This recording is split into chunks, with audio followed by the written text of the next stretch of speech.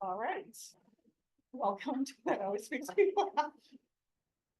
Welcome to the July 31st meeting of the Boulder Arts Commission. I'm Caroline Kurt, I'm the chair, and we have a quorum tonight. Two of our members are online.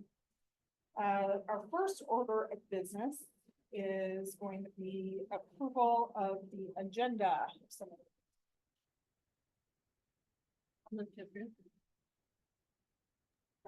I'll second. Okay, all in favor? Show of hands. Carries unanimously. I will read the land acknowledgement. The city of Boulder acknowledges the city is on the ancestral homelands and unceded territory of indigenous peoples who have traversed, lived in, and stored in lands in the Boulder Valley since time immemorial. Those indigenous nations include the Apache, Arapaho, Cheyenne, Comanche, Pawnee, Shoshone, Sioux, and Ute. The city of Boulder recognizes that those now living and working on these ancestral lands have a responsibility to acknowledge and address the past and must work to build a more just future. All right, the next item on our agenda is the approval of the June 24 meeting minutes, but through an oversight, those were not included in our packet. So we're going to delay that vote until next meeting. Have a chance to review those. All right, I understand we have some people signed up for public participation. We do. So we have 5 people that reached out to register to attend, and 2 are signed up to speak. Great. So our first member of the public to speak is Ivan Daniel Espinosa. Okay, we're gonna go over some guidelines first. Yep. I'm happy to repeat those.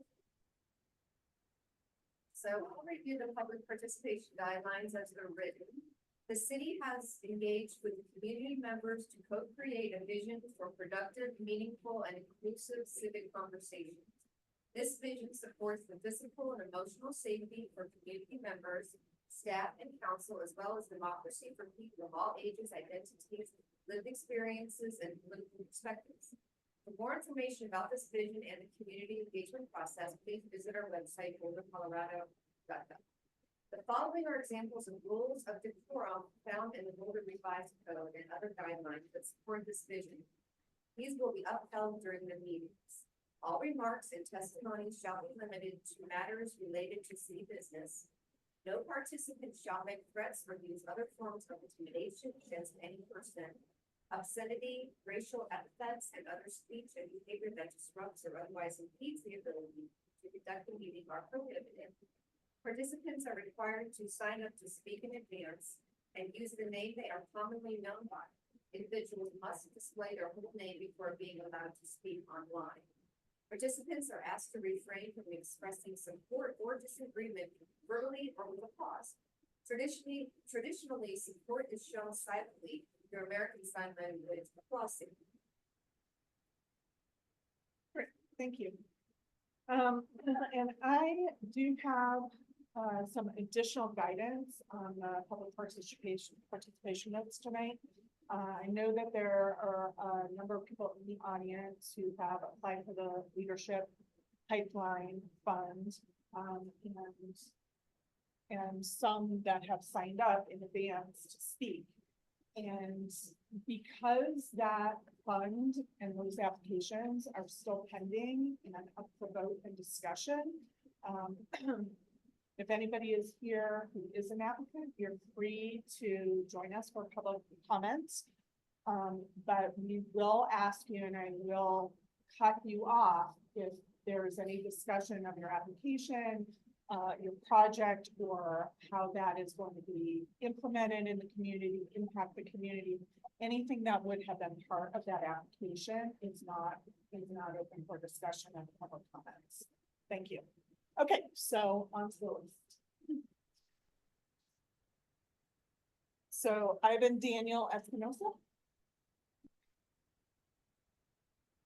Yeah. Layla Poirier. Michael Carter. That's you. And you'll have 2 minutes. Do I have to go If you would. kindly come to the- Yep, in the Thank you. sunshine? yep, so we can see you All right. in 2 minutes. Okay, thank you for the opportunity to address the Boulder Arts Commission this evening. My name is Michael Carter. I'm the Executive Director of JLF Colorado, a 501c3 registered nonprofit organization in Colorado, specifically focused on supporting literature in all its forms, promoting accessibility and equity as a guide to make literature and authors accessible to all. We recognize the efforts of this Arts Commission and the tremendous support that you provide for many entities in Boulder and Boulder County. Indeed, JLF Colorado was the recipient of a 3-year grant awarded by the Boulder Arts Commission in 2022, together with the generous annual support of other grants from a range of different regional-based entities. While grant funding is an important part of our annual fundraising and vital for our organization, most of our funding, 70% in fact, comes from individual donors. Our funding is critical because JLF Colorado is a free-to-attend festival. Free because this lowers the barrier to access authors and their inspirational ideas. Our 10th annual literature festival is held this year, September the 14th, 15th in the Boulder Public Library. We do so in conjunction with the Boulder Public Library and the Library District. We've committed to the next 3 years of the Boulder Public Library. JLF Colorado brings hundreds of world-class authors from Boulder, the larger United States, and internationally to address thousands of attendees. Last year alone, we held 18-hour-long free sessions with 54 authors and 12 workshops, including 4 workshops at BBS, Boulder School Districts, with a cumulative audience of over 3,000. I would like to extend an invitation to the board of the Boulder Arts Commission to come to this year as our guests to see what you have supported. Mayor Brockett will be delivering our opening keynote remarks, and I'm sure he will appreciate your support. JLF Colorado is dedicated to multiculturalism and diversity in our programming, and we strive to build societal equity by providing free access to arts programming and free outreach workshops, exploring arts and culture in underserved and marginalized communities. Thank you. What about the nose? That was impressive. Thank you for being here. Thank you for taking over a well-supported and loved event. Thank you. Appreciate it. I have one question. Yeah. You said JLF. Was this jive for the literature? Exactly. Just making sure. One question I have just for the future and any feedback if you see it. I noticed in some of the materials for our meeting this month that there was an organization that had some challenges with venue at the library due to the rehousing of the library. So if you run into that, I think we'd like to know what's going on. Yeah. What did you just say? The rehousing of the library? The redistricting, that it's not any part, that arts and culture, is in the library, the library. Just curious about how that's impacting. So far, I think we're okay. We've got tremendous support from the library, the Library District. Feel like, well taken care of. Great. Run into any problems. Thanks for joining. Thank you. Anybody else signed up for? Anybody else interested in? Thank you for 2 years of. Will you kindly come to the camera? I can help things with this information. I'm Miriam Paisner, and I got 2 years of grants from the Florida Hawaiian Hula at the Spark Theater, including 2 concerts. Thank you, because I couldn't have done it on my own. And now, I don't know, how do you get new students? My students have moved on, and now I want to start again in late September. I put it in the newspaper, nobody. I put it on Facebook, nobody. I put it on the arts, well, not the arts festival, sometimes the website.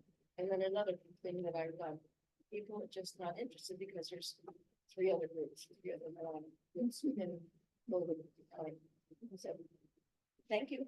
And how do you publicize? How do you get more people? And that's the challenge that I'm also a dance instructor. We've danced before. Yes. I think it depends on where you're teaching. This mark is inside of my season. 47.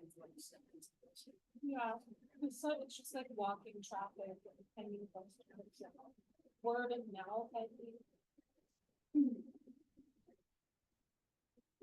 Are you in the newsletter for the BCAA, Boulder County Arts Alliance newsletter? Not very good for 3 years. Not much better than last year. And then I tried for 32 years. I think I've reached the end of my ability to, it's just not this year. But anyway, thank you so much for the 1,000 and $800. Thank you for being here. Okay, anyone else?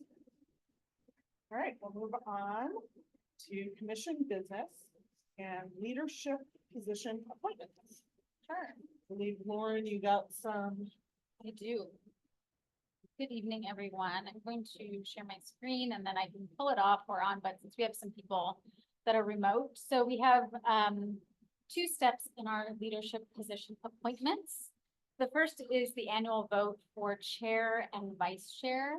And then the second piece is the nomination and vote on board members for the Dairy Arts Center, the Boulder Museum of Contemporary Art, and the Convention and Visitors Bureau, all of which, oh, thank you, all of which are by ordinance that Arts Commission members are on these boards. So, excuse me. We have this pretty basic text with no names in it. So I'm going to close this for now, stop sharing for now, so y'all can talk to each other. We have 3 nominations for Caroline as chair. Oh, You are welcome to take nominations at this meeting as well, or like offer nominations, you can self-nominate, it is all up to you. But as of now, the ones I heard were 3 nominations for Caroline as chair, 1 nomination for Maria as vice chair, and 1 nomination for Jeffrey as vice chair. I'll step out and give my nomination. Jeffrey. So Jeffrey's the nomination for vice chair. any, I'd like to volunteer or nominate myself for vice chair. I've really enjoyed the position. What I'm learning. let's go through the positions. and Say some statements from Jeffrey and from you, just so people have a sense of what the commitment is and, yeah. Well, I'm happy to accept the chair again. I appreciate the nominations. So I guess we can put that to a vote if there's anybody else applying for that position. So just the first part of this.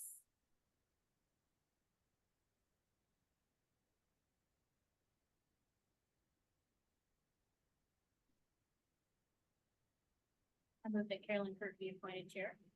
Second. All in favor? Guess I vote for myself. And you have 2, there you go, 2 Online online. as well. Yes. Great. All right, so let's hear from Jeffrey and from Georgia as to why you're contesting it. What your intentions are for the position. Let's start with Georgia and take it. Okay, so as vice chair, what was the, Just what my why you'd intentions like are? to have the role, what's your Because I think as a leader, in the arts here in Boulder, I think it's important, because I am a dance instructor and producer, and I think it's important for me to continue to understand processes that go on within the arts community. It just allows me a lot of opportunities that I feel I wouldn't normally be given to learn how to better operate within our community.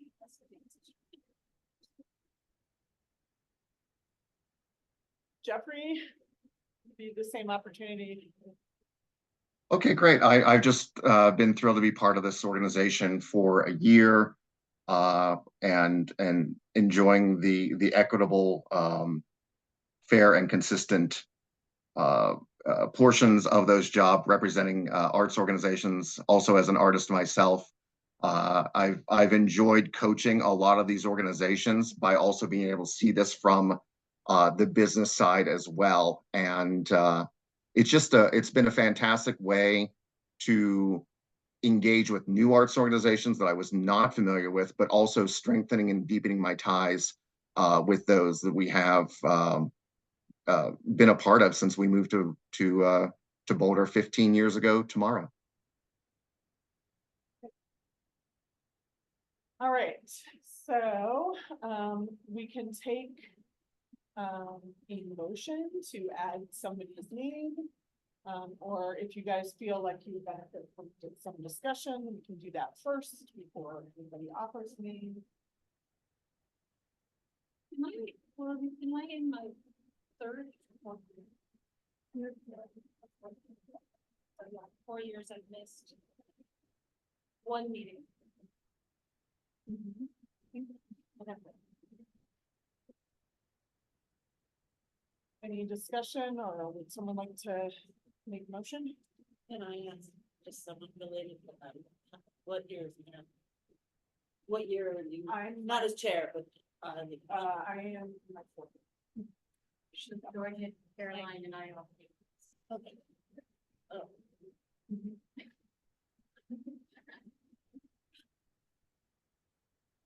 I don't know if this is really a question or a point of discussion.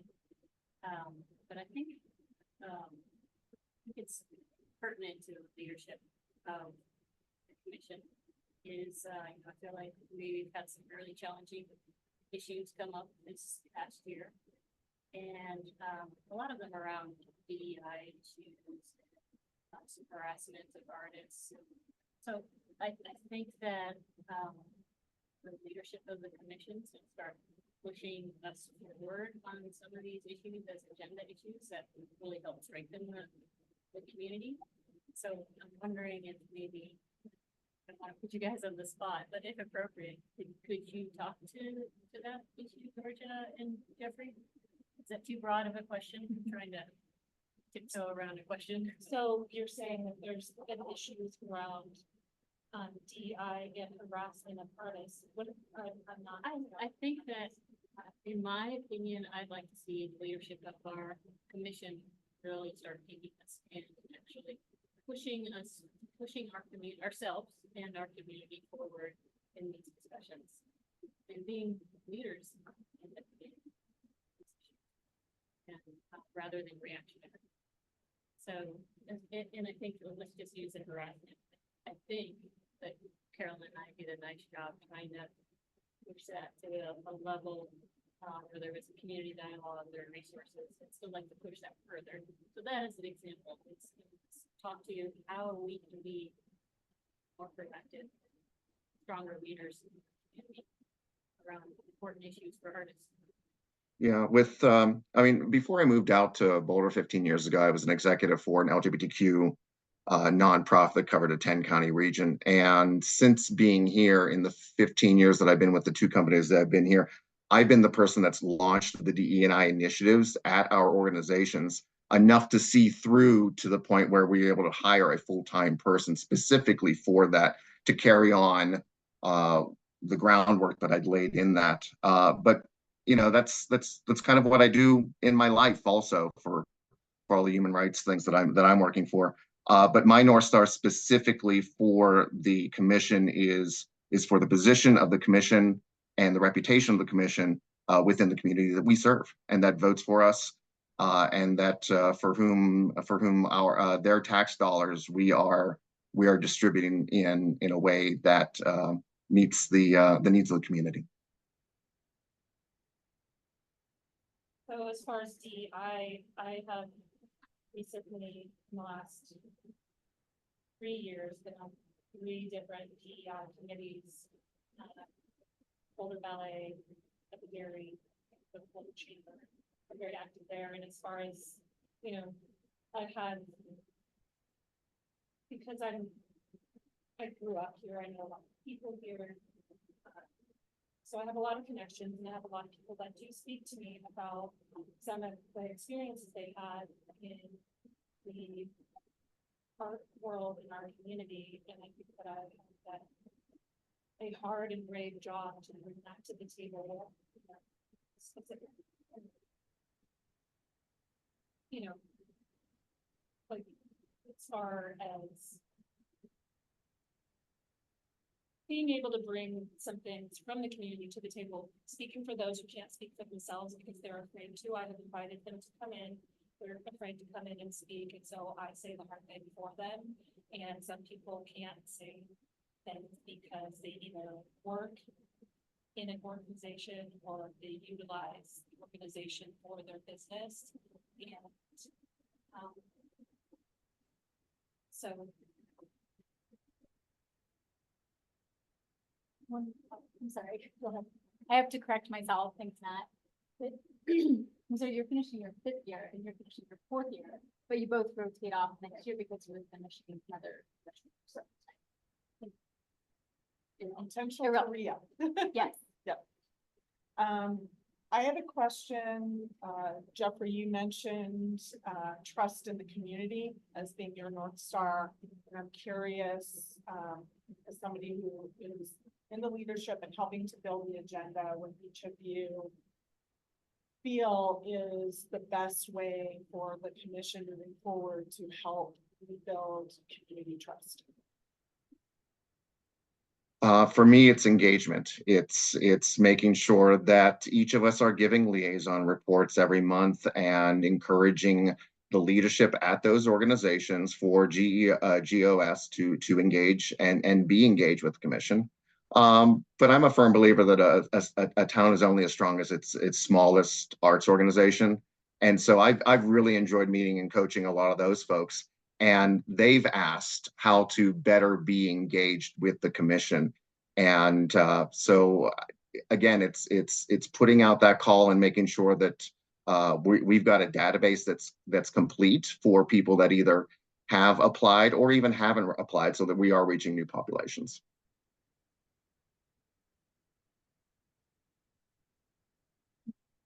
the question is around how to build trust in the community. Yeah. So as a Boulder native, I build trust by attending events, responding to emails. When I'm off, when I'm in, I'll be at the grocery store or at a restaurant. It's happened to me on multiple occasions, and I don't mind at all. Applicants will come up and say, Schmidt, and I'm so-and-so from this organization, and I chat with them and give them my time just to hear what they're going through, and then bring it to commission. I'll bring it to commission even if I'm not there specifically.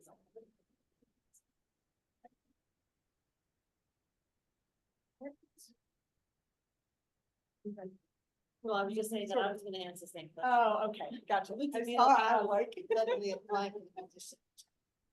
Okay. Anything from Jill?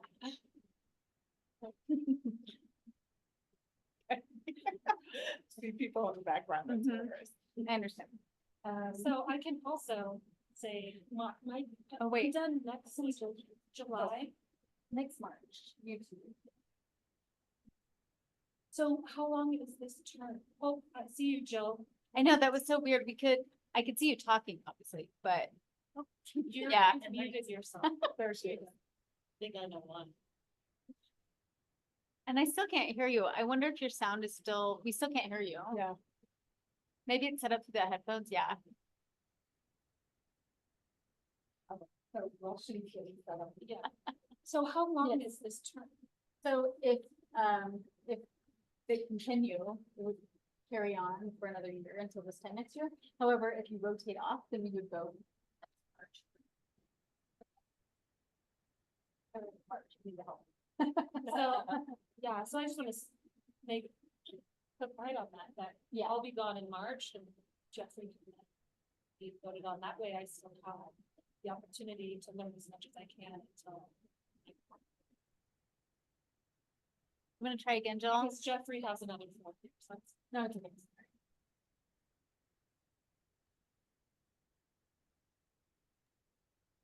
I didn't actually have a question. I'm sorry.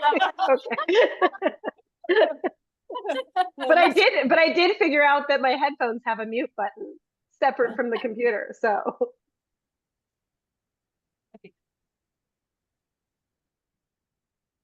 All right. Someone like to make a motion? Sure, I'll make the motion. So since I put Jeffrey's name forward, I'll move for the sake of this getting a vote on the table. I move to have Jeffrey, I'm sorry, Jeffrey, I don't know your last name. Cash, thank you. Be appointed vice chair. Second.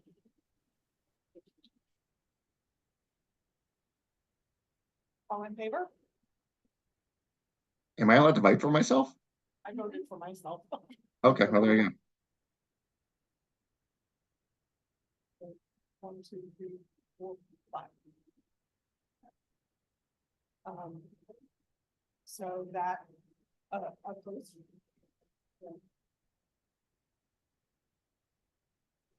Sure, sure.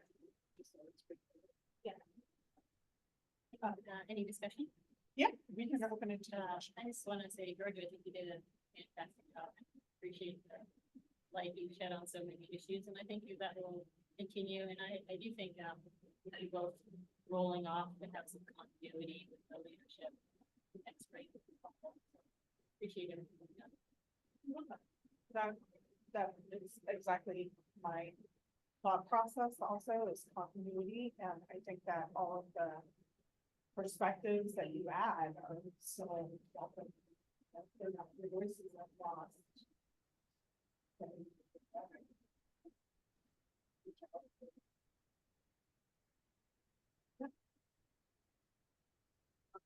Yeah, I just want to add that when I read that this year last year, my heart sank a little bit because I think he was such a good perspective. So, but I do, it was the continuity that I appreciate it. Not talking.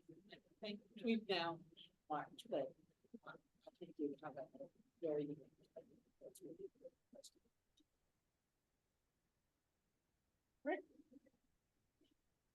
Next we have.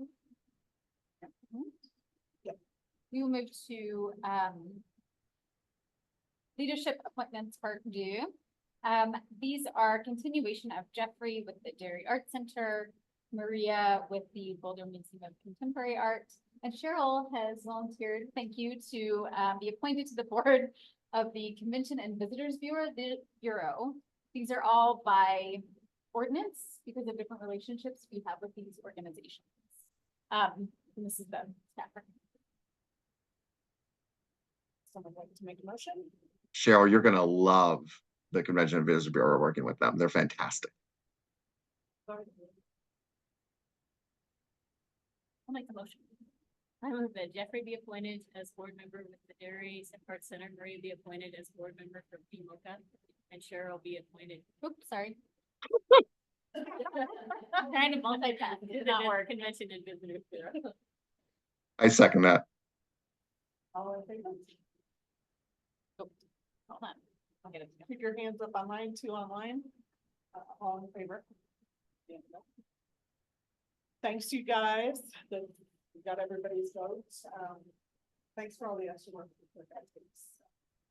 It's good. Appreciate it. All the extra work, all the 17.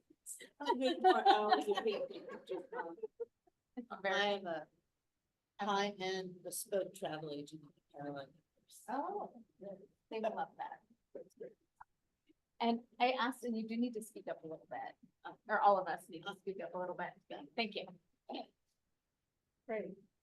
All right, matters from commissioners and liaison updates. We still have general operating support. Oh. Pardon, one more thing in this Pardon. category.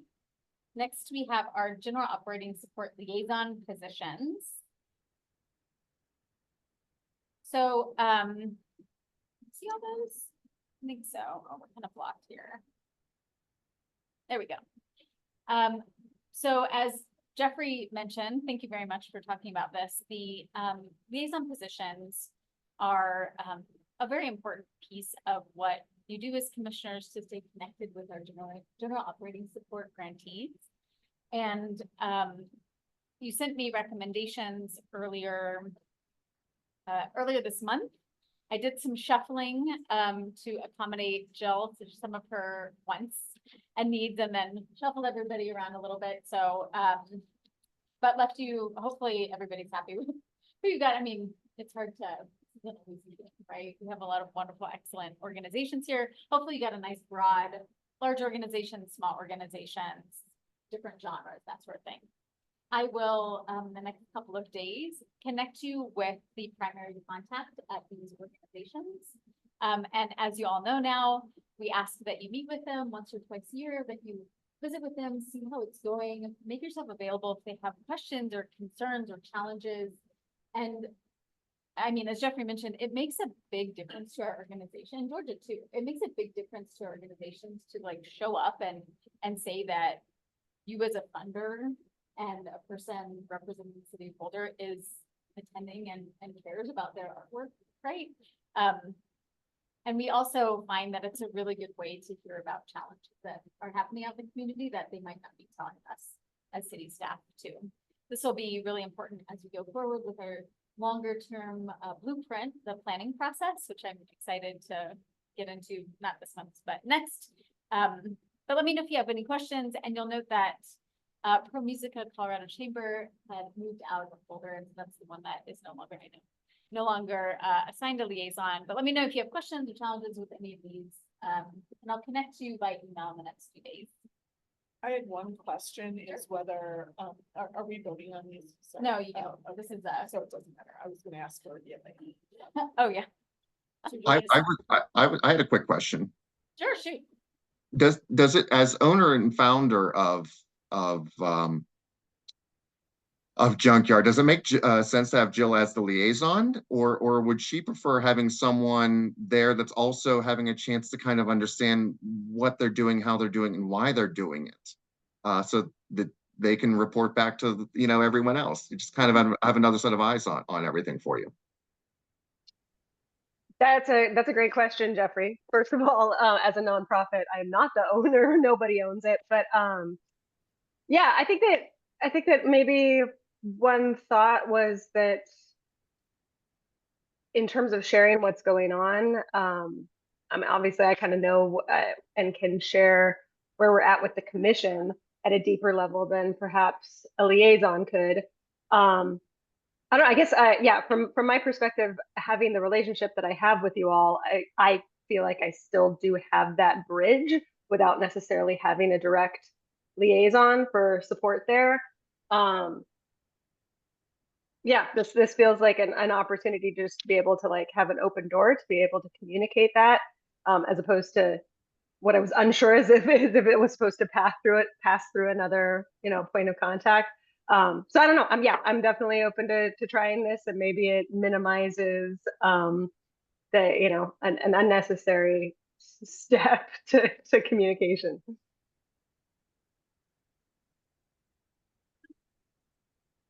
Well, let us know. Let's check in a couple months and see how it feels at that time. And because she does have a relationship with all of us, I assume that she could have a conversation with one of us to bounce ideas off, even if we're not for sure they're liaison. Oh, yeah. So that's something if we have, and our colleagues in the audience, if, and the audience online, or that's watching, if you have a liaison and you like are interested in speaking to another commissioner, these are more just to have a point person on the commission, but you're welcome to reach out to any of them, and their contact information is out there. And she can certainly talk to other commissioners to give us information if you need, or tell us. But yeah, if you're interested or prefer to have a liaison, feel free to let me know in a month or two, and we'll see how it goes. Okay. Now we're ready to move on? Yes. Okay, sorry. No problem. Let's take a few minutes to do liaison updates and other topics from the community, and we'll try and keep this brief. Taking a little bit extra time on our early agenda items. I always wait for Maria to go first. Oh, yeah.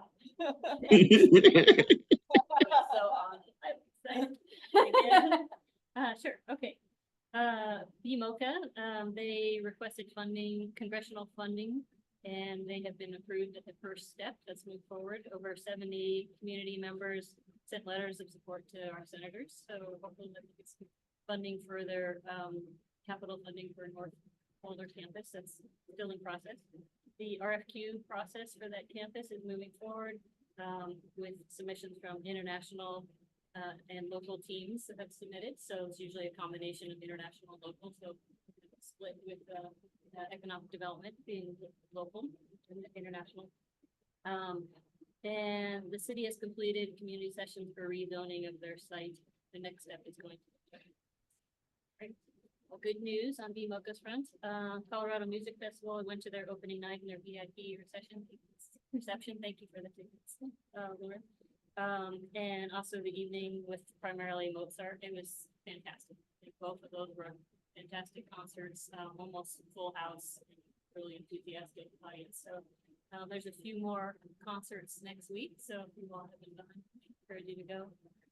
Muller Fest is sent out an invitation for a house concert in the fall, early October, which is really a special event if you can go, and it also gives a preview of the 2025 session. And then Carol and I met with the Dairy Center. I'll just do a quick. Yeah. So we met with Melanie, and we really learned about the synergistic and collaborative relationship between Dairy Center and Creative Nations. For others on the commission, we were invited to go. I highly recommend you meet with her. Got a tour of the gallery show, and as well as show throughout the rest of the week. So it's more of it. Yeah, I'll just echo what you said about she's still has an open invitation, and if anyone wants to go with her in person, and is very open to questions, get some deeper explanation and understanding about the relationship and the plans for supporting Creative Nations and some of the other exhibitions that they have going on. So recommend. Yeah, I see here that I noticed that. Where is it? They've made a move that Creative Nations is going to become independent. In the report. Yeah, which I think is great, because that was my whole point, like an organization owning an indigenous organization to me is a huge blatant and saying like, oh, they can't write their own grants because they don't have the bandwidth. That's psychological slavery. So I'm really glad to see that they are moving in a better direction, and I think it represents and people of color owning their own. So the conversation with Melanie though is I think Dairy Center really has been supportive in trying to Dairy Center has been supportive in whatever direction they wanted to go, and really gave them the forum and some of the resources to create that one. So from our conversation, I think that relationship is very strong. And Creative Nations is never under their direct leadership. They have their own ability to make decisions. So I think it sounds like it's a very fruitful next step in the acquisition. It seemed very healthy to me. Yeah, the leadership there has had a lot of open gaps, so there was a lot of time when the dairy was running the program. So I'm really thankful that Marty has stepped in, and hopefully he can be there, like we've been talking about continuity, and be there for a longer period of time, because I know the last person that was there was not even here. So, and I think that moving in this direction, because there was no conversation until I said something. So. Well, I would encourage people to, I don't want to speak for them, it's their story to tell, and some direct conversations are always fun. And I guess I just want to say, I don't know if owning would be the best word. I mean, I appreciate the point you're making, but as Jill alluded to, it's not profit, like they're not. That's, I don't know if that's the most fair. They're private. I don't have a contract. Yeah. I feel like the same thing is very. All right, so back to the task at hand, liaison updates. Maria, do you have any others? That's it, thank you. I'll go because I'll be quick. To my liaisons out there, I have been gone 8 of the last 9 weeks. I apologize, I will be in touch in the coming weeks. I do have any things. My update would be through August 11th. You still have time to catch the 2 shows that are in rep over the Colorado Shakespeare Festival. All indoor shows this year, while this year and next year, the Mary Rippon Theater inside of the Helms building is being renovated in a much more integral way with the building that was built in 1921. So that's going to be very exciting when you're coming up the stairs, which will now be a ramp going into the Helms building. Instead of a brick wall and classrooms, you're going to see 3 stories of windows looking out onto the theater. It's very, very exciting, and it's going to be worth the wait. So they are doing the Scottish play and Merry Wives through August 11th.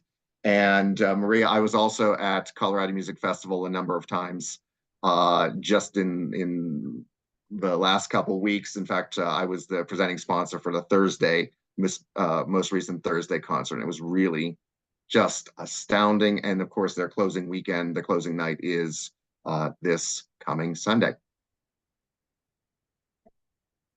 I don't have any updates. I was gone this month also, so I'll have more next week. So I have local theater. They had their season kickoff for the democracy cycle last Saturday, the 27th, at the Cannon Theater. Project Institute is civic discourse across our state and 3 communities, Old Denver and Gunnison, have created plays that tell stories of what it means to be belong and what our responsibilities to one another are. It's not expressed. Was invited, which I appreciate, because I'm reading grants and I see all of these things coming down the line, and I just want to go.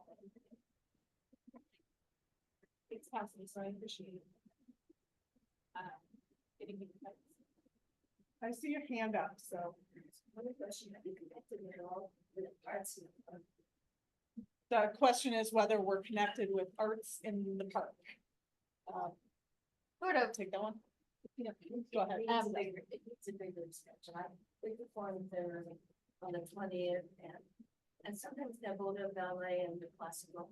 And then sometimes they have individual performers and there's party in the audience. And it's free. Yes, it's run by the city, so I can talk to you afterwards if you can let me know, and I'll share with the, yeah. Yeah. Like you guys would help bring in a bigger perspective. Right, thank you. Thank you. I'm sorry. Those things down. Sorry, it looks hot over there. It's hot in this room. I'm sorry about that.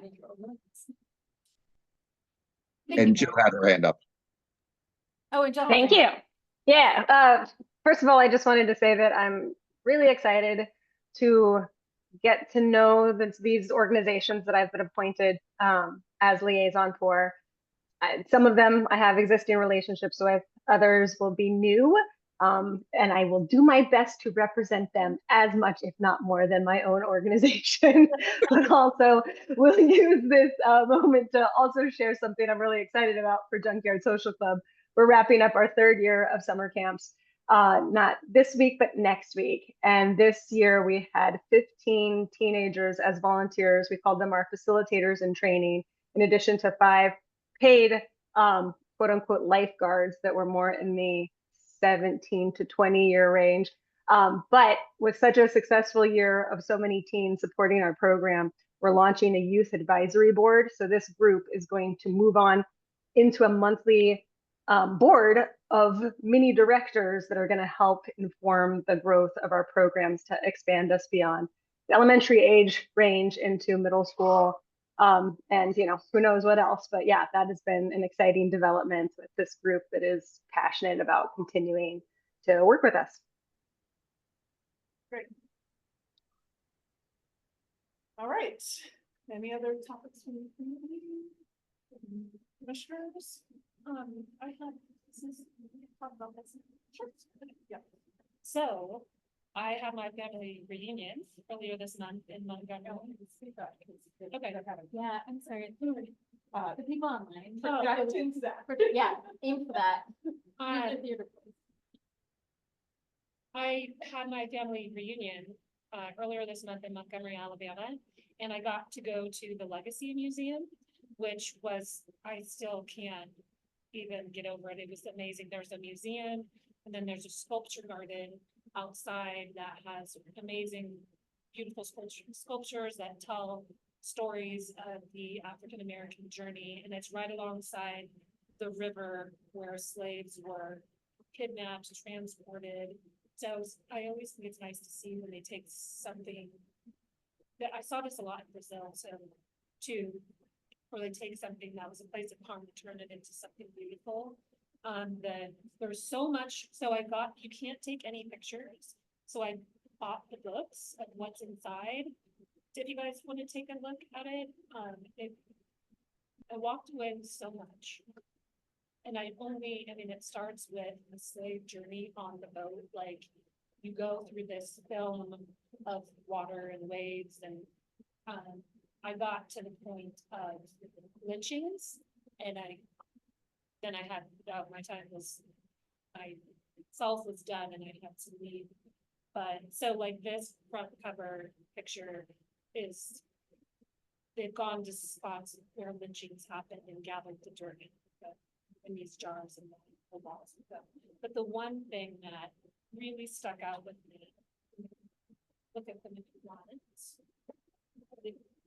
This is the sculpture garden, is how they talked about how as slaves we became masters of our trade. And so as far as brick making, house making, railroading, these people were masters of their trade. And because if they weren't, there was the consequence of being beat or killed. And so it just made me think of, DEI and the importance of putting people of color in leadership positions. And again, the whole conversation of people not being capable of writing grants for themselves, like that is absolutely not true. Like, very capable, knowledgeable people, and that this whole experience really made me proud of who I am, but more proud of who my ancestors. Thank you. Georgia, thank you for sharing that. I think that's when I asked my question earlier about how we can be leaders in the community. I think it'd be wonderful to be better storytellers about everyone in this community, their history.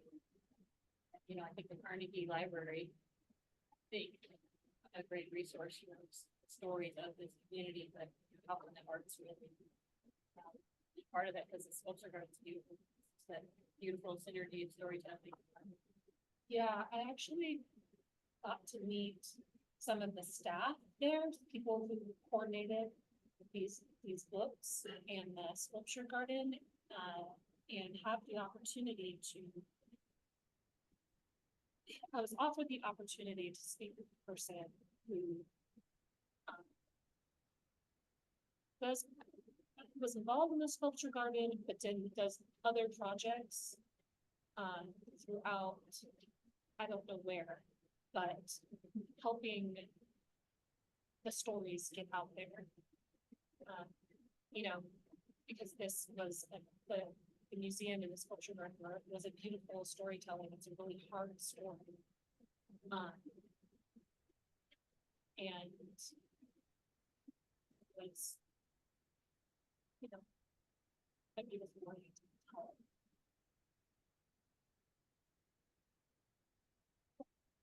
I have to lead a meeting, so I'll look at them afterwards. Yeah. Thanks for reading. Yeah. All right. Moving on to our grants program. We have 3 items this evening. We'll begin with me sharing this with you.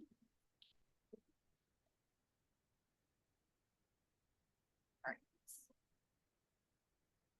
We'll begin with the grant reports. So you saw a set of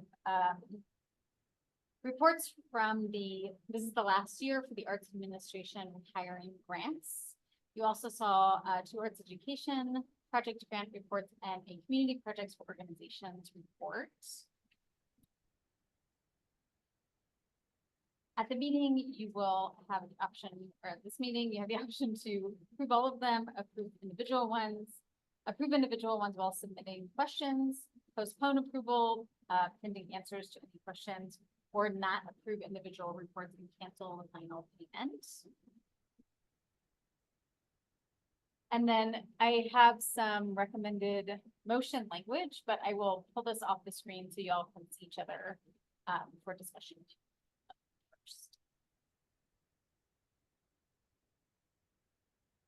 Any discussion? It was wildly humbling to read the impact numbers on just about every single one of those. I noticed, I think, 4 themes. There's expanded partnerships, expanded programming, expanded contributed income. And most of them, I think there was only one where these positions are sustainable. Yeah, so I saw a really good trend that these funds were well used and the positions that build these funds propelled the organizations.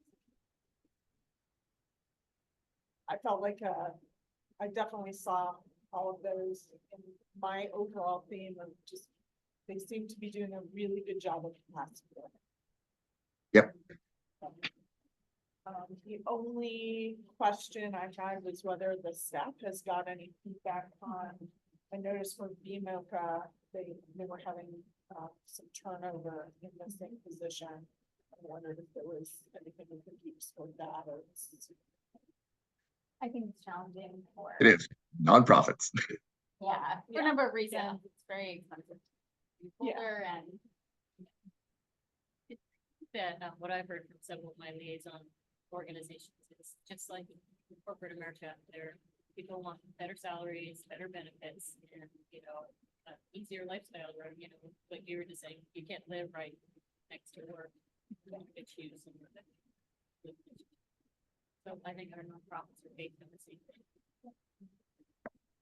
I think when we do our blueprint research, well, we've already started with the artist census, right? Getting some feedback from artists and the different pieces that are impacting their lives.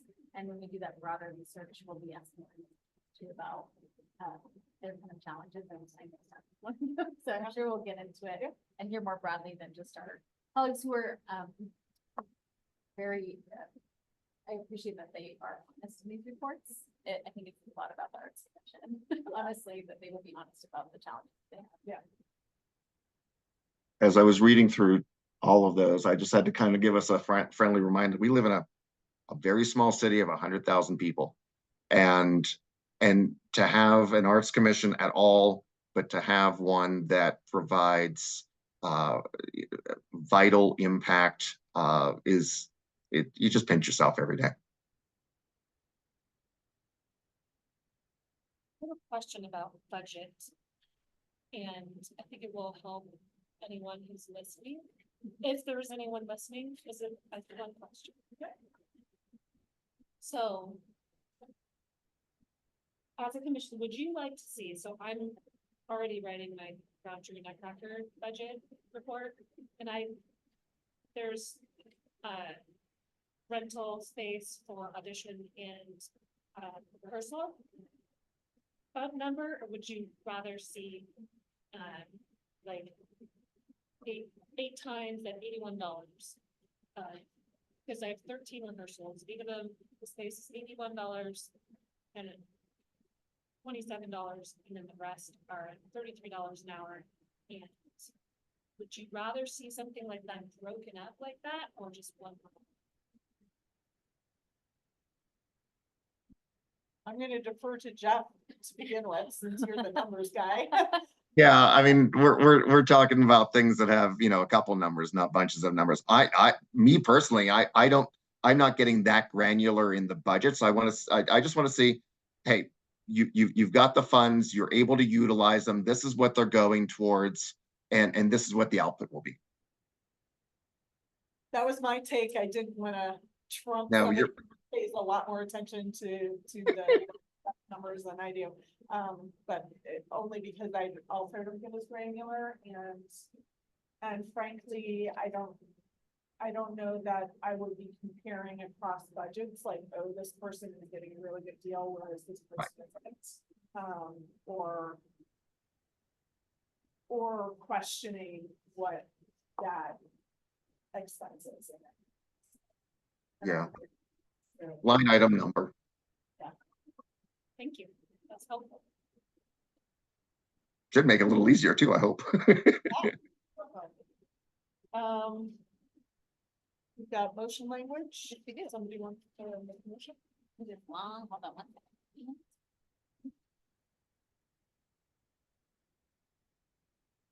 I move that we approve the grant reports from Third Law Dance Theater, Boulder Museum of Contemporary Art, Boulder Opera Company, Boulder Philharmonic Orchestra, Dairy Arts Center, Frequent Flyers Productions, Local Theater Company, Museum of Boulder, T2 Dance Company, Boulder High School, the Cultural Caravan, and Boulder Symphony.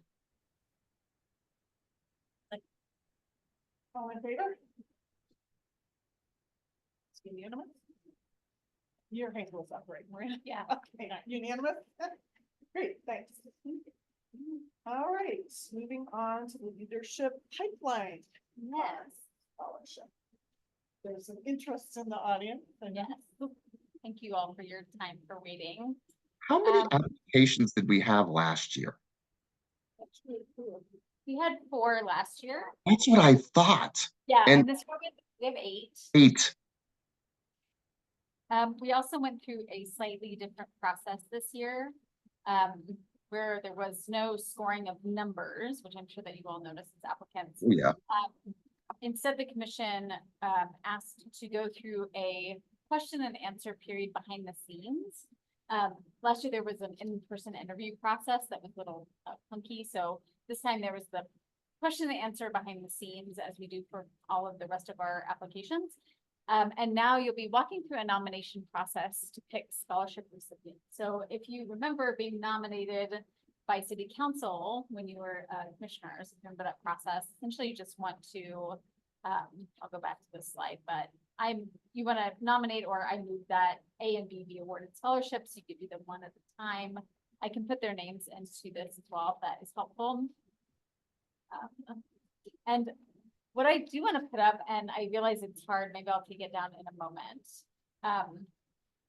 Since we have 2 people online and we can't, if Jill and Jeffrey, we can't see you on the screen right now, which is why I keep putting things up and taking them down. And please raise your hand if you want to jump in. But thus far, we want to, so you've reviewed the application. Thank you. You've sent questions and you've received responses from the applicants. And at this point, you want to look at the applications and the applicants in reference specifically to the goals and criteria, which I'm not going to read this, but the goals and the criteria of this leadership pipeline. And it's sort of what you were talking about, like how are we getting people from underrepresented groups, how are we supporting them in scholarship through their work to get them to become arts administrators, right? How do we improve our pool of arts administrators here in the city of Boulder? If you would like, I can I take. would love to keep down. down. Sure. Back to it. Sure. And I'm wondering maybe I could now. I'll leave it up for a moment.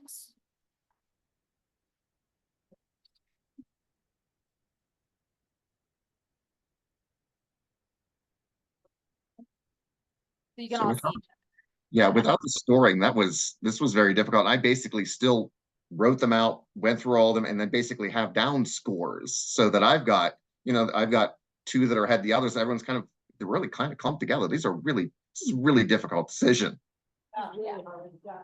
Yeah, and why did you choose to vote this way? Because the interviews were cumbersome and Yeah. not as helpful and awkward last year, so this is our new process. And so what I'd like to suggest that we do is, I'll open it to some general comments about the applicant pool as a whole. And then I would like to, rather than going through each applicant one by one, because I think that's gonna take an inordinate amount of money, amount of time. I'd like to open the floor for any nominations that people would like to make. And we can start from that position of a smaller pool, for those who would like to be nominated. And we'll have some further discussion on that, and then see if we can vote that down to the top two applicants. So we'll see how it goes. So yeah, we'll do our best. So general comments about the applicant pool as a whole. Sorry, I said excellent. Excellent.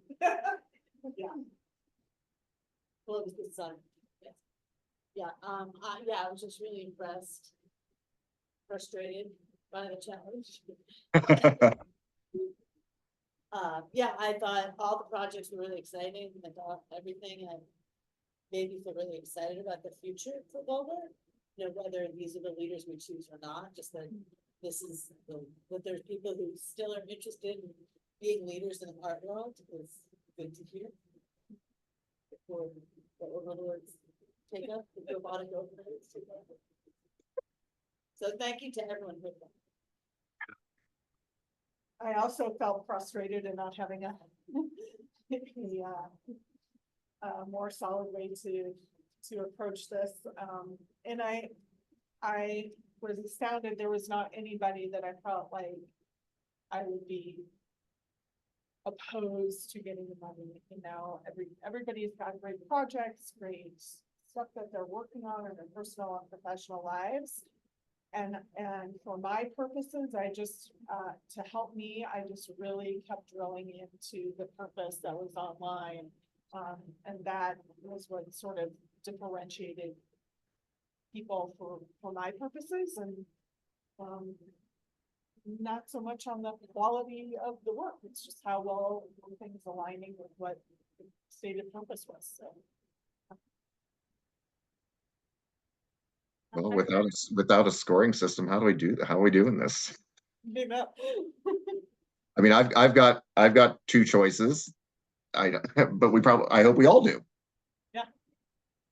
Any other general comments? I was gonna say, I really appreciated the personal storytelling and Yeah. about where they grew up and, they're dancing with their grandmother, the different stories they told. And then the resumes attached. This is an incredible cohort of folks with amazing accolades, academic accolades, and professional accolades. It's great. Yeah, I want to second that. I appreciated the intersection of the personal and the professional. I think a lot of fields would say that you shouldn't be sharing that much, but I think the arts are personal, and seeing the motivation for this path, that made it really. Yeah, those are our people. That's the artist. I mean, even the Olympics, we'd be giving 3 medals, not 2. Yeah. Exactly. Yep. All right. Would anybody like to make a nomination? Well, let's do this one slot at a time, so that if we have any changes in our thinking, we can make nominations for the second slot individually. So nominations for the first slot. I'll nominate Adriana. Adriana Paola. Paola. for the DEI certification. Yes. And like that was the same person that was. That was one I was gonna nominate. What was the last name on that one? Paola. Paola, Palacios Luna. Oh, okay. From Luna Cultura. Yeah. Any other nominations for the first slot for discussion? Would anybody like to make a motion? I move that Adriana Paola Palacios Luna be awarded a scholarship in leadership. Pipeline category. I'll second. All in favor?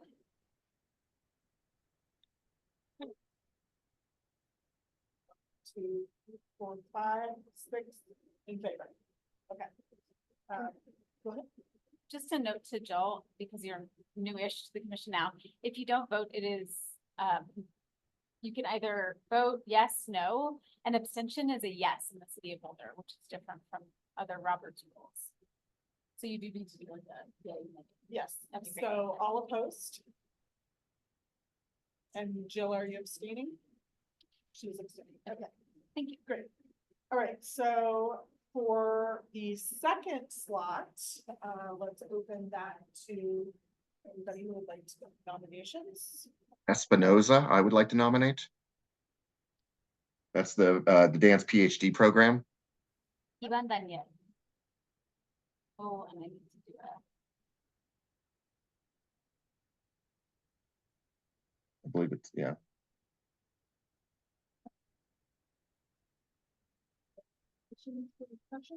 Um,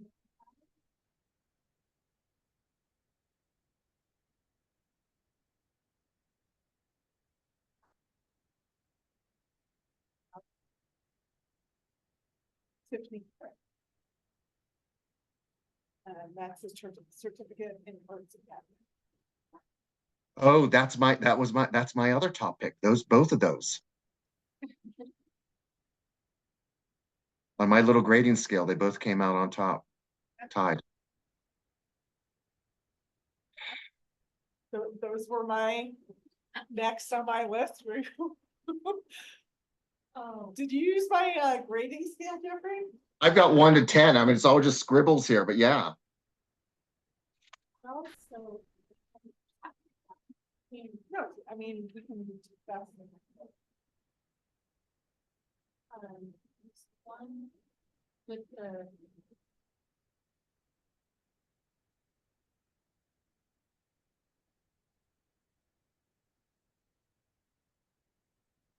Now I feel like I'm.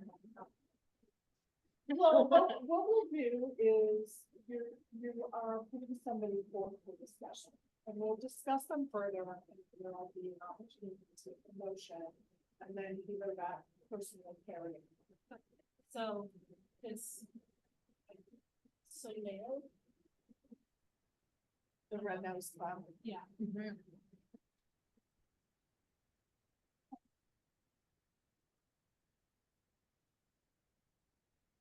Anybody else? That people want to add into the discussion?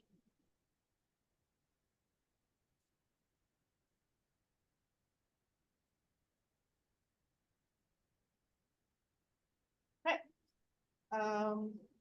Let's, for those who nominated people, and anybody else who would like to add to the discussion, let's hear what you liked and if there's any further discussion from other perspectives on each of the people. So let's start with Ivan Daniel Espinoza. And Jeffrey, do you want to let us know what you liked about his application? You know, I made the nomination based on scoring that I did. It sounds like several people agreed with that. I don't feel comfortable or equipped enough to campaign on his behalf. That seems unfair. Got it. Okay, We've all read the applications. got it. Anything that you'd like to say, about what you saw in Tiffany or Studio? You know, this, with me, being an artist and running a business. And knowing that, like as a dancer, they don't teach business schools and dance studio, and in order to grow and have impact, you have to have both. As our guest was saying earlier, she's struggling with finding new students. You could support them, a better dance teacher than that technology person, and I just know how incredibly frustrating it is as an arts person, a dancer, the amount of time I spend trying to figure out taxes and all the business stuff, and I just think it's really busy.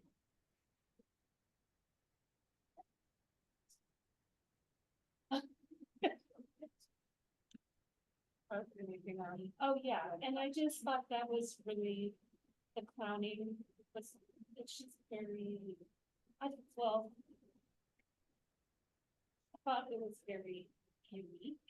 It's not something that I see a lot of in the arts, like all the stuff that we have. I read all the grants, and read all of the events. Clowning is not something that I see a lot of. And I wouldn't want it to.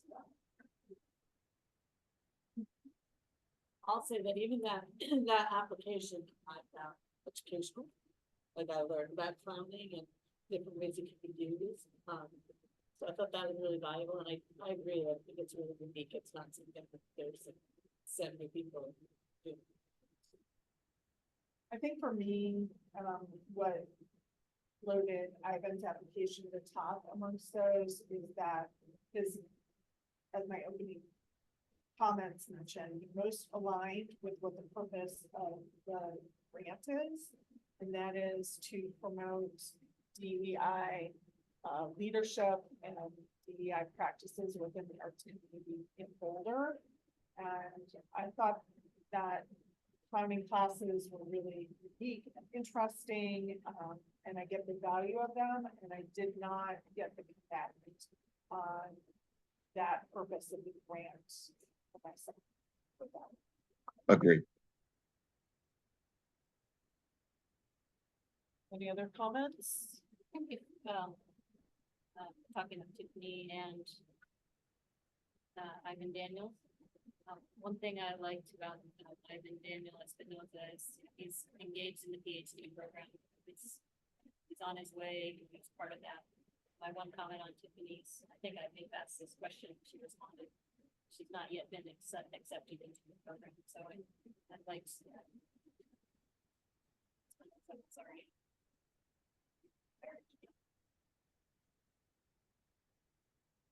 And I love the story of the grandma too, obviously. Yeah. Anything you want to add, Jill?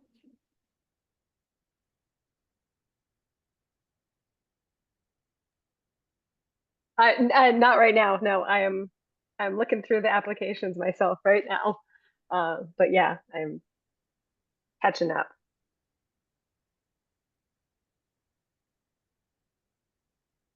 All right. Without any further comments, someone would like a motion to make a motion on one of those applicants. And take a vote and see if they have a majority. Be one of those.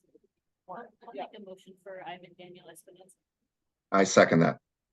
Will you make the full motion? I move that Ivan Daniel Espinosa be awarded the leadership pipeline fund. Sorry, Mr. Murray. Okay, all in favor? Aye. 2, 3, 4, 5, all opposed? Jill abstaining? Apologize, I didn't realize that I was voting on this particular one. So while I glanced at them, I didn't do what I feel like is a thorough enough job to feel like I should be voting right now. So I trust y'all's input. I didn't vote on these last year's either, Joe, because it was part of the cycle, and I just felt it was unfair to like jumping in the middle of it. So I totally understand.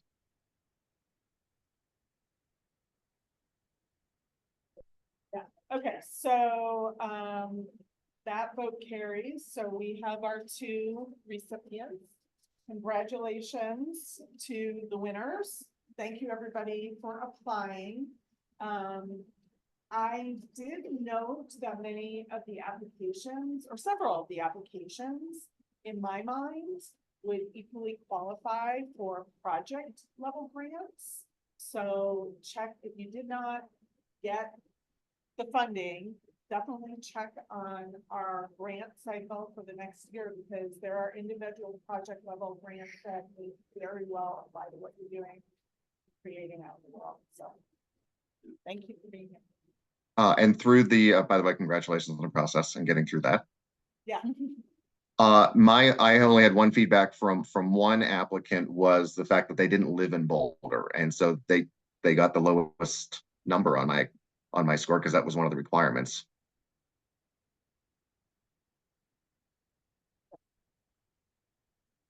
All right. Let's move on to the grant program blueprints. Part one. Thank you. Me yet again. Thank you.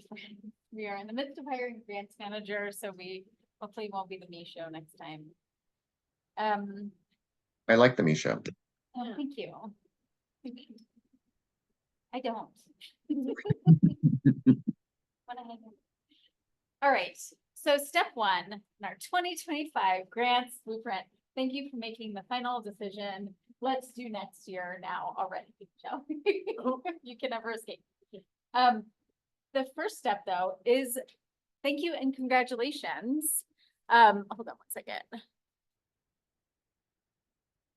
Bravo. This is an incredible lift. I want to reemphasize this. I try to all the time, but our community is very, very, very grateful to all of you for your time and your energy and your thoughts. They understand what this takes, even if you don't hear about it from them. You have awarded 156 grants, the Arts Commission this year, grants and fee waivers, over $1 million. Actually, as of tonight, over $1.2 million. That makes an incredible impact in our arts community, and people are very, very thankful. I'm personally very thankful for the time that you give as volunteers. Thank you, Jeffrey and Jill online, if you can't see us. We're all so thankful for your time and your energy and your thought, and how much, I know it takes a lot, and I appreciate it. Real. Bravo, congratulations. For tonight, so many of you have gone through this before. I'll just walk you through it for now. So we have reached out to the community for feedback about the grant program. I've also been taking notes on what you've been talking about through the year, what the community's talked about, what we've talked about ourselves within staff. And I just have a big running list. And tonight, what we'll do is talk through specifically the challenges and priorities and improvements. So this is a 3-step process. This is part one. The first part, we talk through what are the challenges that we have heard, what kind of things do we want to address and improve on in the upcoming year. Next month, I will bring back to, or maybe a grants manager will bring back to you some suggested options for how to address those. So we'll have, this is your option, here's a couple ways that we can address these challenges. And then the final step is to decide on which of those options you want to use to address the challenge that you have or that you perceive. And then we build out the new grant program. You voted in October. We go from there. So tonight it's challenging and I have a hard time with it. It's only the challenges. It's only the complaints. It's only the things that you want to see improvement on or see ways that we update in the upcoming year. And there's 2 pieces that I will mention. One is that generally we will talk about a budget at this time, but because of the new tax fund and because of our adjusting budget cycle, we're going to have somebody come and give a presentation next month about our updated budget, like with community vitality. Elliot Labonte, I think you all met him at one of our meetings. He's going to give a big overview, talk about the fund. You will have more updated numbers about our budget for next year. So it'll be a really good talk at the next meeting. That's part one. The next is that we have our needs assessment that is guiding our upcoming year. So some of the discussion that we'll have, or we have addressed some of the challenges already, if that makes sense. And the final piece is that we heard a lot of feedback, and I've heard a lot of feedback that are not necessarily going to be addressed for the upcoming year because we have this bridge year, right? So I have a list after we talk about next year of things that people have told us because I want the community to know that we're listening and we hear you and all of you. I hear your input. We're just going to be talking about it when we do the long-term planning. So after, in a couple months, when we get out there doing our long-term planning, that's when we have time to address some of the other topics and kind of bigger ideas, topics, challenges that we have. So this is for next year. Keep that in mind. As we do this, we'll start with, these are some areas of improvement that I heard about. We will go to, I'll get some feedback from you if you have anything to ask. We'll go through a schedule, ask clarifying questions. We will open it up for public comment if there's anybody that's online or out here that wants to add anything. And then we'll go back again to be sure that these are areas of improvement that you would like us to bring suggestions to you next meeting of how to address them. So I'll just talk through them. Perceived or genuine bias or impropriety in decision making. These are in no particular order. They're just there. The weight of the scores in the scoring system and how they impact one another. Concerns regarding the consistency with diversity, equity, and inclusion in applying the rubric specifically. Commissioners applying for grant funding. Interest in seeing quantities in applications, so seeing audience numbers, for example, right?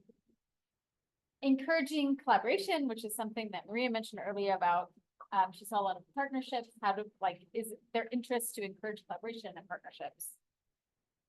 Concern with the timing of the project grants, missing programs early in the year, and this is, for example, Dr. Martin Luther King Jr. Day falls in February. Every year you miss funding it for the most part because of the timing of the grant program. It's hard to organize something for February of next year to apply for this year.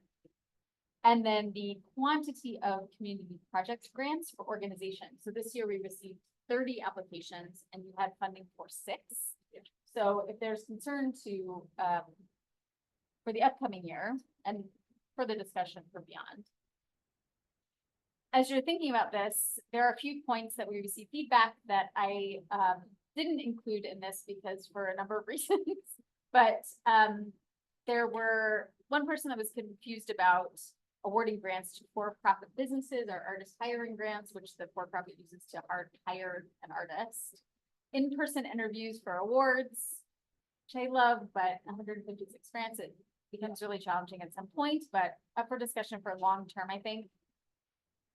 Smaller grants, like very small grants can be suggested, very small grants. We have that option through sponsorships like the Boulder Arts Week, and we have that option in other ways. You scroll up.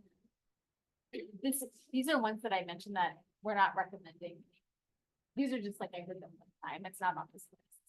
Oh, okay. Yeah, these are ones that I heard one time or that we have talked about a lot, like having in-person interviews is something that we've gone through a whole process about. I think we just didn't know the grant system.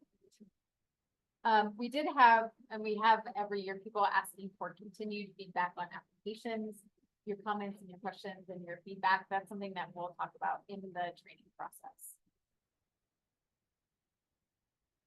So for now, and we'll come back to this. I have this list on another slide. Is there anything else though that comes to mind or that you have questions about on this list as far as things that we want to look at in adjusting? I have a question about one of the things on the list. Great. The commissioners applying for grant funding, can you tease that out a little bit more beyond the conflict of interest rules? That's right. So I think the idea, or it was brought up in a meeting, that there was some concern about commissioners applying for grant funding, and if that is fair, if that's possible. I do think we'll have to talk through that, but there were just people bringing it up as a concern. And we could, Well, I remember it was that people didn't feel that just accusing oneself necessarily got rid of that. sure, yeah. I feel like there was a misunderstanding there that there is a point where we're doing our grant scoring at home or wherever, we're not together. And then coming together and recusing wasn't, I wonder if there was a misunderstanding. My understanding has been the optics of commissioners even applying. Right. So I will say too, when I was on the Arts Commission and Encinitas, if you were on the commission, we were not allowed to. Right. Yeah. I was surprised. And. But then we can also, because we all know I've gotten a grant. I'm sure Jill has gotten grants. I know Paul, right? And Kathy, Oh, we've had applicants in every year that apply for grants and receive grants every year. right? Right. So. We don't need to, so I don't mean. We don't have interrupt. to solve. Right, it. we don't have to solve it tonight. This is the I just thing. wanted to understand the scope of the. Right, and we can bring it back. So what we might do for the next one, for example, next month, to bring back and say, we don't recommend that for A, B, C, D reason. We recommend doing that grandfathering and commission, I don't know. We will bring back options next time. It's just if you want to keep that as something that you think is worth talking about. Yeah. If that makes sense, all right? Yeah, I think these are all worth discussing as a team. For a little clarification on the interest in seeing quantities, are they suggesting that they are in favor of providing the quantities for impact in applications, or are they questioning why they're being asked to provide impact in the? Because that's something I ask, and I ask consistently across the board, just so that I know what the impact's going to be. It was for you, actually. And I have some thoughts about it. I don't want to go into it though, because tonight Perfect. is not guessing it. However, it's more of like you bring it up as something like, oh, I wanted to see these quantities. I keep asking. So I'm putting it in here something that if it is of interest to everyone, then we'll talk through what that looks like in an application, what that looks like for different organizations with different goals, right? Yeah. I think it's a great question also because on the report end of things, there's always comment about, oh, this project had so much impact and outreach and like, so. I know I saw one of the applications that kind of an update that came in today. I'm like, it was 15 kids. Really? Yeah. Really? But sometimes there are projects like the adaptive dance program that I taught at Boulder Ballet. There were 5 children. Which is not a big number, but as only one person in the room and 5 children with very different abilities, like it became, and there's just, especially in that population, the ability, you could have 5-year-olds, they're all gonna be completely different. So it can't have a large number of people for some projects doesn't work. However, the impact itself was huge. Yeah, I get that and I understand that, especially if you just reach just one of those kids out of the 5. But when they're competing against organizations that are working with dozens or hundreds of individuals, that's I'd like to see those numbers in there for consideration. I know we're not talking about it now, but just put out there that like, there's also like legal requirements about supervision. Yeah. So you can't have one teacher with 30 kids, like 35-year-olds, because that's not allowed. I mean, Amen. also. I'd like to add to this list another retooling of the professional pipeline. Yeah. Yeah, I just wrote that down to like, Yeah. I felt like this was a little clumsy again. sure. That's kind of fresh on your mind. I like that. Yeah, We did it well, but we can do it better. Yeah, I think yeah. It sounds like Jeffrey's got a rubric. Right. I think we should just have a rubric. this is what I remember. Because otherwise, without a rubric, we're gonna see bias in that class. Yeah, Right. Yeah, it was very, yeah. I appreciate it. Can I just ask for clarification about the weight of the scores? in this list? Sure, so, with a 1 to 8 scoring system, it can, like, looking at the numbers themselves or,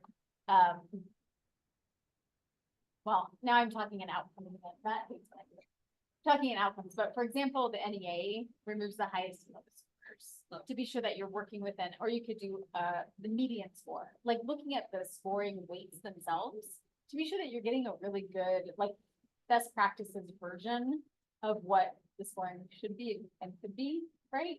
So everybody's score is equally, like, equally weighted in a different way, does that make sense? Yeah, I didn't know if it meant like weighting, like question 1 versus question 2. Yeah, But you mean weighting. and you sort of do, right? Because you have some scores that have like 8, one has 6 and one has 4. Right. So it has its own version of weighting, right? They all are the same. They all total the same. You have, yeah. I just think I know that there are some best practices. That's the outcome, but the questions are more like, how the scores themselves can be.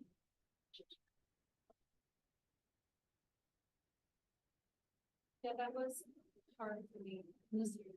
As I was voting, I was like, it just didn't feel in balance. Yeah. Because of what going up to 8 on some, 4 on others, and then if you vote less than 5, then you have to give a response. Some of them don't go up to 5.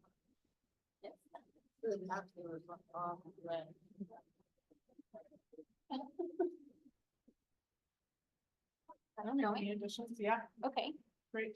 Thank you. And Jill, thank you. I know this is a lot when you haven't been through this process. It's like, well, you have on the other side, so. Thank you for compiling.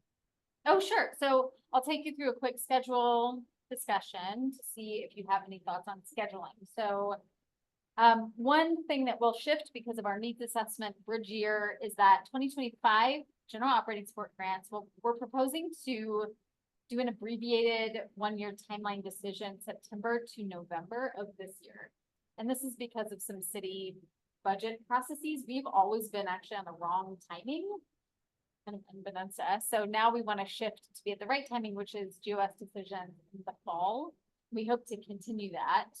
So you'll have this abbreviated general operating support grant decision at the end of this year. Don't worry about it for now. I will walk you through when we get there. Somebody else will, thank goodness. But then in 2025, you'd be still reviewing 8 grant categories, the categories that you did this year, plus your general operating support categories. They might shift, we might have a panel. I mean, there's many things that could happen between now and then, but I'm kind of mentally preparing you for whatever may occur. And then you'd be reviewing from March until fall to adjust to this new system. And what concerns you about? I mean, this is quite a lot, yeah.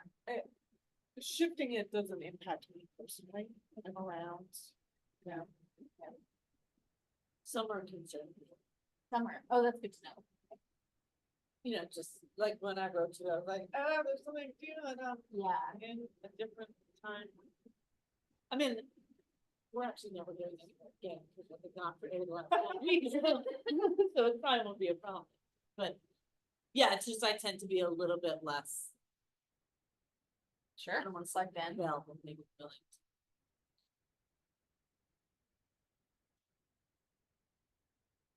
All right. I've got clarifying questions. And of course, you can always reach out to me if you think of something else, if you have other ideas, suggestions, right? It's not done until it's voted on. Can you email that list to us? Or Sure. is that in the It is in the memo. It was in the packet, yeah. Thank you. Public comment, if there's anybody from the public that would like to specifically, I'm sorry.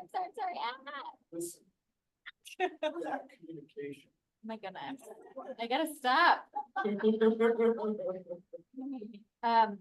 my gosh, hold on. Stop sharing. There we go.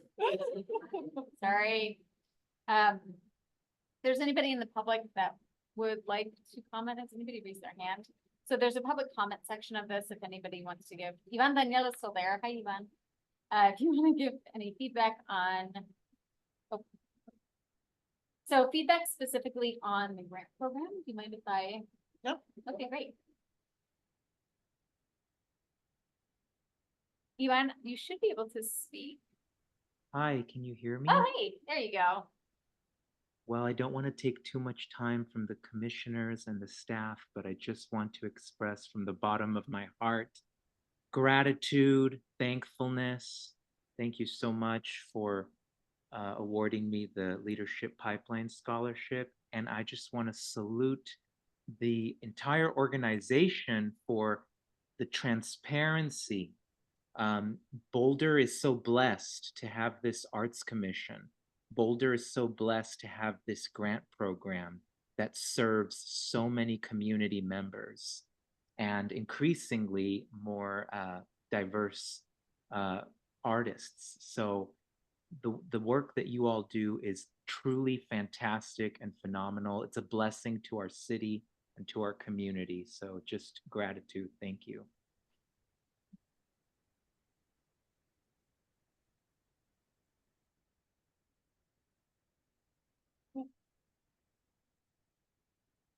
All right. Back to, I promise I'm not gonna share. It just panned out. You folks have cleared out the room, haven't you? Yes, Yep. So we have your guidance. So now what we'll do, including the retooling of the leadership program, to we'll go back and the next meeting we'll bring proposals for each of these sort of staff recommendations, ideas of ways to adjust the grant program for 2025 for all of these. And then briefly, these are some pieces that I heard about in our feedback processes that did not, it would be really challenging to get them into the grant program for next year, especially when we're going to be doing a big visioning, 10-year, 20-year visioning process. So these are things, and I have a bigger list. This is just grant stuff. I have a huge list of things for us to look at when we do our visioning. But some things that people have brought up that they would like us to look at very seriously. A tiered structure, applications versus eligibility, like SCFD, for example. Annual inflation increases across all categories of grants because things continue to increase in price. Climate adaptation emphasis. Visiting artist residency and Indigenous artist fellowship or an award. Technical assistance for grants for marketing, for example, like Miriam was having challenges with marketing and advertising. So a technical assistance grant, which CCI does as well. Increases in all grant categories of inflation. So this is a small piece of what I've heard, but some of the things that we'll bring up. And if there's people watching this or if you as commissioners hear, hey, I think the grant program should be looking at this example, should be considering this award, please let us know. And as we do our bigger research, we can ask the community, is that good for you? Is that helpful for you? What is the best use of the funds, right? Can I add something for Sure. consideration, Yes, just please. along the lines of the climate adaptation emphasis? Sure. We've been receiving more and more applications that have STEAM elements, Mm. and that's not really spoken to very directly Yeah. in our, in our scoring, so if we want to consider adding things that attract more of those types of applications. Fun.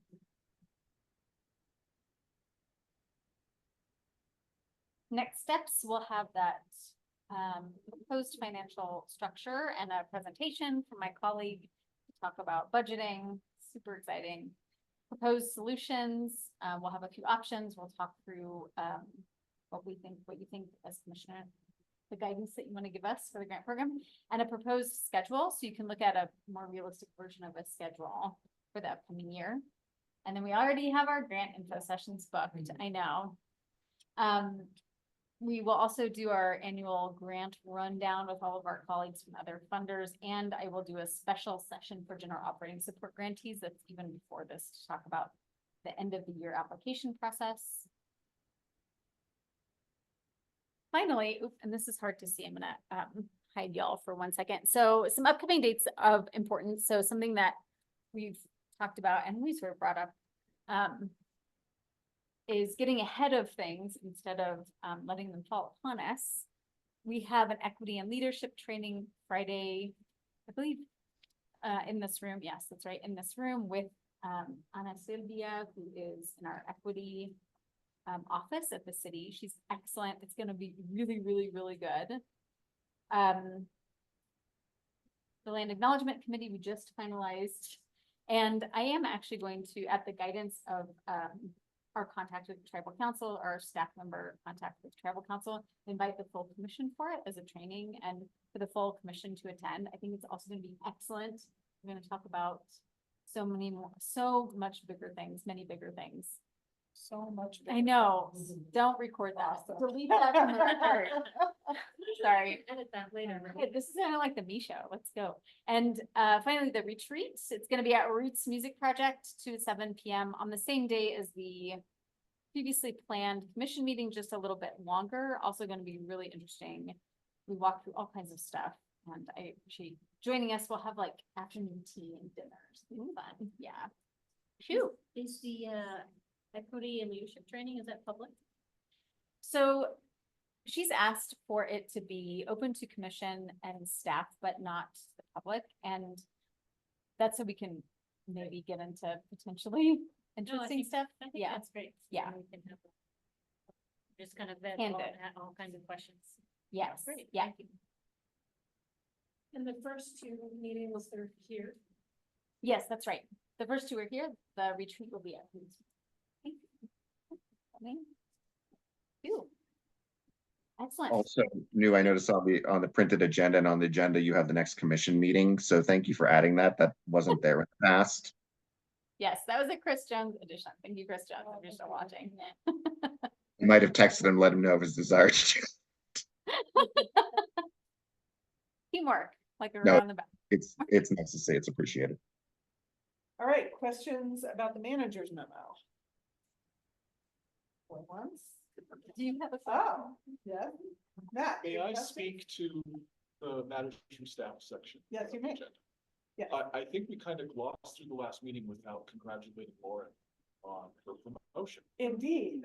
And I Yes. want to make sure we do that because it's well-deserved and she's going to take the commission and the Office of Arts and Culture to great places. Yeah. Thank Very you. well. It's fun. Yeah. It's a pleasure to work. I think the department's in very good hands. Agreed. And it has been under good tutelage. Yeah. So- Just don't go anywhere. Okay. Yeah. Just don't mess up behind, Oh, no, I'm excited. because they have big shoes to fill. Thank you. When is the next step in the program, in the grant manager process? We're very close, a couple weeks out, but we should have somebody. Yes, Oh, we wow, got, that's quick. we had over 100 applications, really, yeah, really Oh, incredible. wow. applications. So fast. Oh, my goodness. Yes. Yeah. It was excellent. We're going to have really amazing staff. Yeah.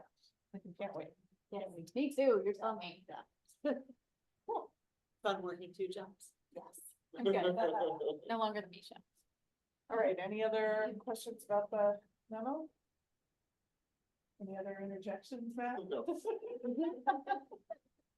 All right, here, let me hold it down. There. Thank you We're- both. Adjourned.